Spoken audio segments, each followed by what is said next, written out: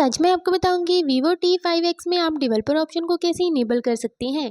तो चलिए फ्रेंड्स, बिना किसी देरी के वीडियो स्टार्ट करते हैं। तो इसके लिए आपको सबसे पहले फ़ोन की सेटिंग्स में जाना है। सेटिंग्स में जाने के बाद आपको नीचे की ओर स्क्रॉल करना है।